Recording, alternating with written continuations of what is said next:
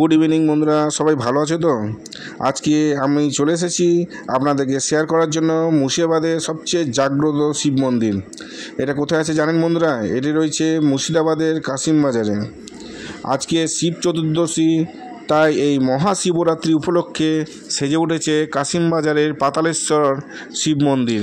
সামনে যে মূর্তিটা দেখতে পাচ্ছেন বন্ধুরা, এটি মন্দিরের প্রবেশের পথে রয়েছে প্রায় 40 ফুট উচ্চতার একটি শিব মূর্তি। এই মহাশিবরাত্রি উপলক্ষে সেজে উঠেছে কাশিমবাজারের পাতালেশ্বর শিব মন্দির। ভক্তদের ভিড় চোখে পড়ার মতো, পাশাপাশি সাজানো হয়েছে মন্দির চত্বর। প্রচলিত মত অনুসারে এখানকার শিবলিঙ্গকে বলা হয় স্বয়ংভূ শিবলিঙ্গ। এই স্বয়ংভূ কথার অর্থ কি জানেন? যিনি পাতাল থেকে নিজে নিজে উঠে এসেছে।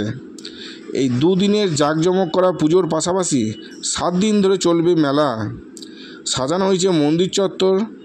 7 দিন মেলা শেষে হবে প্রসাদ বিতরণ।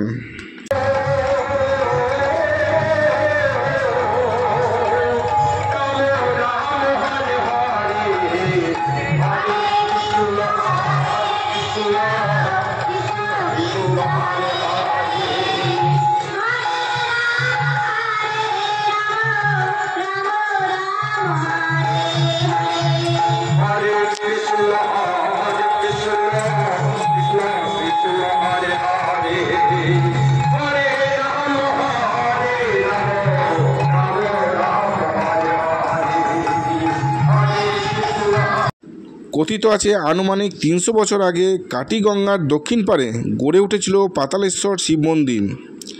মুর্শিদাবাদের এক অন্যতম জাগ্রত এই শিব মন্দির। আসল মন্দিরটি ছিল 64 স্কোয়ার ফুট জায়গার উপরে। 2006 সালে মন্দিরটির উন্নয়ন হয়। পাতালেশ্বর মন্দির কমিটি তৈরি করা হয়। প্রাথমিক অবস্থায় এই অঞ্চলের আদিবাসীরা ও ব্যবসায়ীরা মন্দিরটির উন্নতিকল্পে 4 লক্ষ টাকা দান করেন। পরবর্তীকালে মন্দিরটিকে একটি বৃহৎ আকার দেওয়া হয়।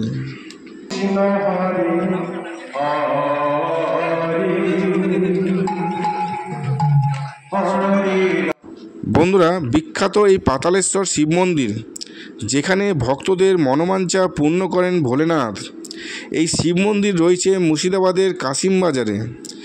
ইতিহাস বলে একসময় নাকি এখানে 108টি শিব মন্দির ছিল। তার মধ্যে এখন কেবলমাত্র এই একটি মন্দিরই টিকে আছে। শুধু তাই নয়, এই পাতালেশ্বর শিব মন্দিরই মুর্শিদাবাদের একমাত্র জ্যোতির্লিঙ্গ। জাগ্রত জ্যোতির্লিঙ্গের মাহাত্ম্য দেখে ভক্তরাই সংস্কার করে দিয়েছেন মন্দির ও মন্দির চত্বর।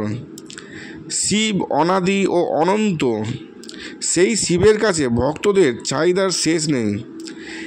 এ রাজ্যেই আছে বেশ কয়েকটি জাগ্রত শিব মন্দির, যেখানে ভগবান শঙ্কর ভক্তদের মনোবাঞ্ছা পূর্ণ করেন।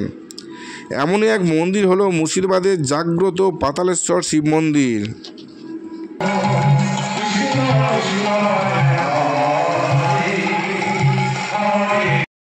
যেখানকার অলৌকিক মহিমার সাক্ষী হয়ে স্থানীয় বাসিন্দারা সংস্কার করে দিয়েছেন গোটা মন্দির ও মন্দির চত্বর। প্রাচীর দিয়ে ঘিরে দেওয়া হয়েছে সমগ্র জায়গাটি। তৈরি হয়েছে সুন্দর বাগান, পাশ দিয়ে বয়ে গিয়েছে কাটিগঙ্গা নদী। তা যাতে মন্দিরের কোনো ক্ষতি করতে না পারে, সেই জন্য বাঁধিয়ে দেওয়া হয়েছে ঘাট।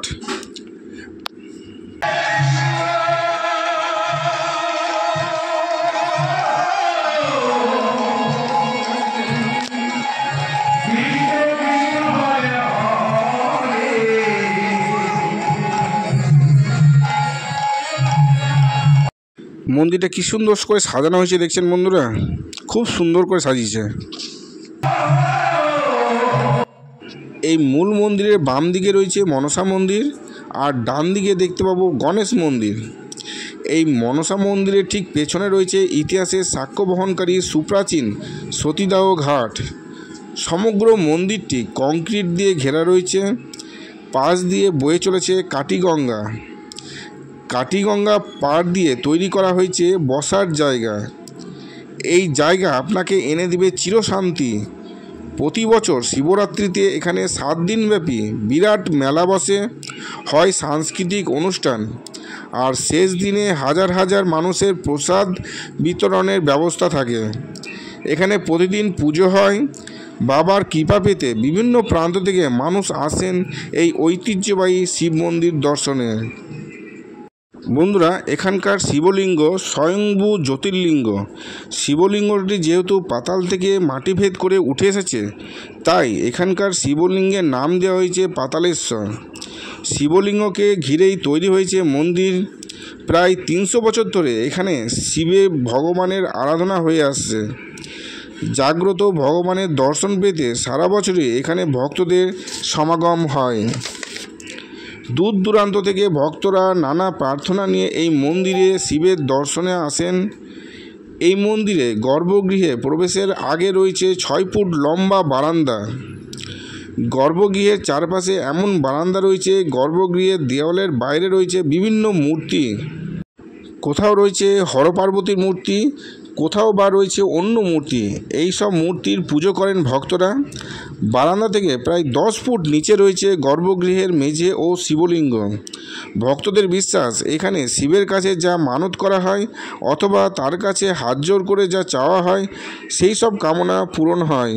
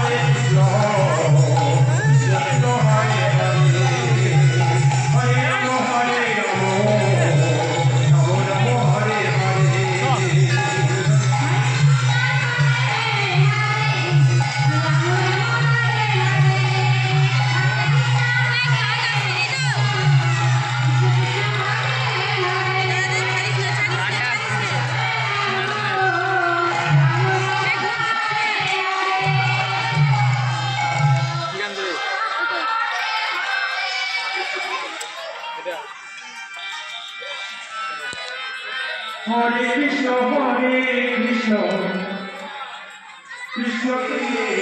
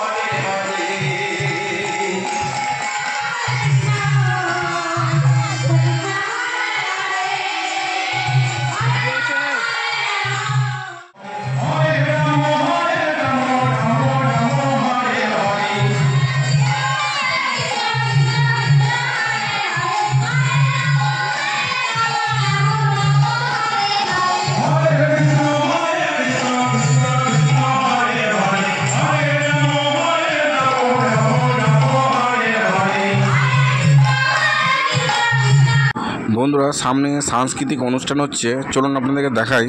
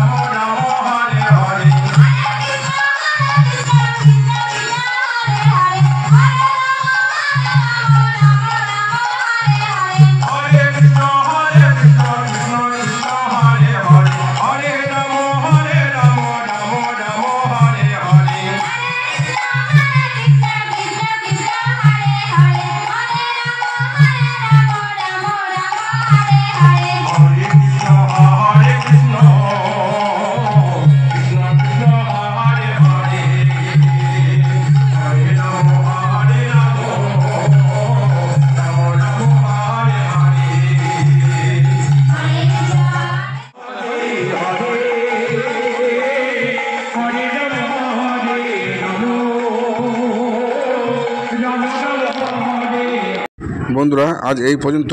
পরবর্তী ব্লগ নিয়ে খুব তাড়াতাড়ি হাজির হব। ততদিনের জন্য ভালো থাকবেন, সুস্থ থাকবেন। নমস্কার, গুড বাই।